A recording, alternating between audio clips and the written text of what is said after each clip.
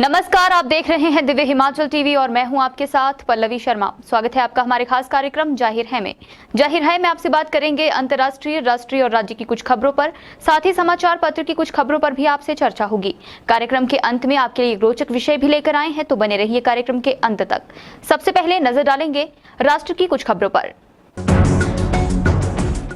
उत्तर प्रदेश के बरेली में मंगलवार सुबह बड़ा हादसा हुआ, जिसमें एम्बुलेंस और कैंटर की जोरदार टक्कर में कम से कम 7 लोगों की मौत हो गई। मृतकों में 3 महिलाएं और 4 पुरुष शामिल हैं। इनमें से एम्बुलेंस का ड्राइवर बरेली का रहने वाला था, जबकि अन्य सभी लोग पीलीभीत के बताए जा रहे हैं।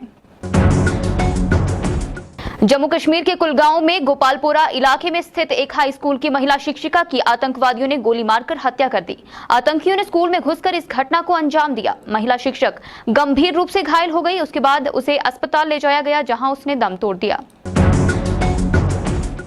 पंजाब के जाने माने गायक सिद्धू मूसेवाला की हत्या के मामले में आरोपी को उत्तराखंड एसटीएफ ने गिरफ्तार किया है। यह गिरफ्तारी फिल्मी ढंग से तब हुई जब ये आरोपी तीर्थ यात्रियों की भीड़ में शामिल होकर पुलिस से बचने की फिराक में थे। ये गिरफ्तार किया गया आरोपी कुख्यात लॉरेंस बिश्नोई गैंग का बताया जा रहा है। इसके साथ अन्य 5 लोगों को भी पकड़कर उत्तराखंड पुलिस ने पंजाब पुलिस के हवाले कर दिया है। और अब नजर डालेंगे अंतर्राष्ट्रीय खबरों पर। यूक्रेन रूस के बीच तनातनी को लेकर व्लादिमीर पुतिन लगातार सुर्खियों में बने हुए हैं। वैसे तो पुतिन देखने में बिल्कुल फिट लगते हैं, उनकी बॉडी की दुनिया कायल भी है, लेकिन इन दिनों रूसी राष्ट्रपति की हेल्थ को लेकर भी बड़ा अपडेट सामने आ रहा है। रूसी खुफिया सूत्रों के हवाले से खबर सामने आई है कि व्लादिमीर पुतिन के पास जीने के लिए अधिकतम 2 से 3 साल हैं, क्योंकि उनके शरीर में कैंसर तेजी से फैल रहा है।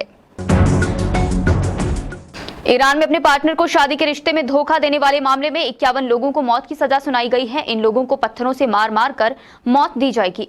ईरान में मानव अधिकारों के हनन से जुड़े गुप्त दस्तावेजों के लीक होने के बाद चौंकाने वाले खुलासे हुए हैं। इन लोगों को शरिया कानून के तहत सजा सुनाई गई है।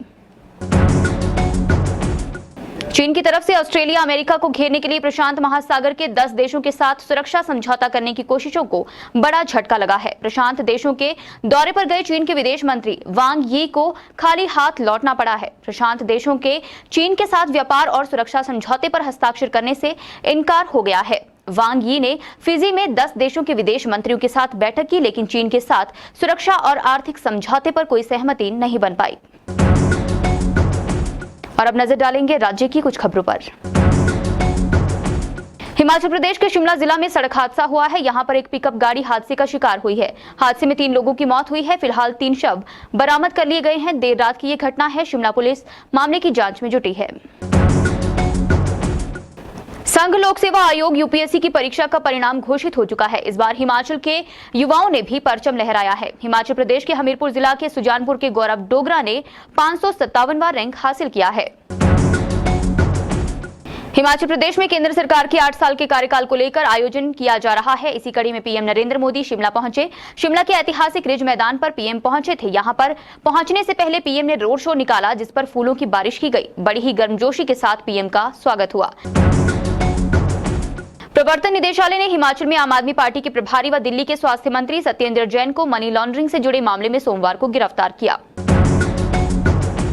यूपीएससी सिविल सेवा परीक्षा 2021 में यूपी की श्रुति शर्मा ने टॉप किया है। पहले 4 स्थान पर लड़कियों का कब्जा है।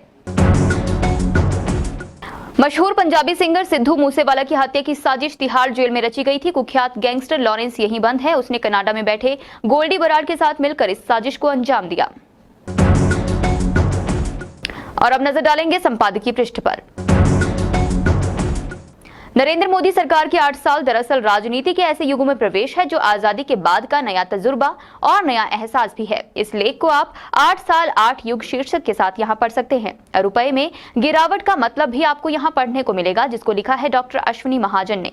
रमेश पठानिया का लेख अब सबका रुख हिमाचल की तरफ भी आप यहाँ पढ़ सकते हैं। छिलकों की छाबड़ी में आपको पीए सिद्धार्थ का लेख चुनाव उत्सव पढ़ने को मिलेगा। और कार्यक्रम के अंत में बात करते हैं रोचक विषय की। शादी के बाद कई बार पति पत्नी का झगड़ा छोटी छोटी बातों पर होने लगता है। अगर इन्हें नजरअंदाज कर दिया जाए तो रिश्ते पर कोई असर नहीं पड़ेगा, लेकिन अगर ये बड़ी हो जाएं तो मामला तलाक तक जा पहुंचता है। कर्नाटक के बेलारी में भी एक ऐसा ही मामला सामने आया, जब पति ने पत्नी को इसलिए तलाक दे दिया क्योंकि वो खाने के नाम पर सिर्फ मैगी पकाना जानती थी। ये अजीबो गरीब case Mysore principal district and session court जज ML रघुनाथन ने याद किया और इसे मैगी केस का नाम दिया। आमतौर पर हर घर में पाई जाने वाली मैगी ने अपनी 2 मिनट वाली रेसिपी के चक्कर में एक नए नवेले शादीशुदा जोड़े का तलाक करा दिया, क्योंकि बीबी को इसके अलावा ना कुछ बनाना आता था और ना ही वो सीखना चाहती थी। आज के जाहिर है कार्यक्रम में बस इतना ही। देखते रहिए दिव्य हिमाचल टीवी।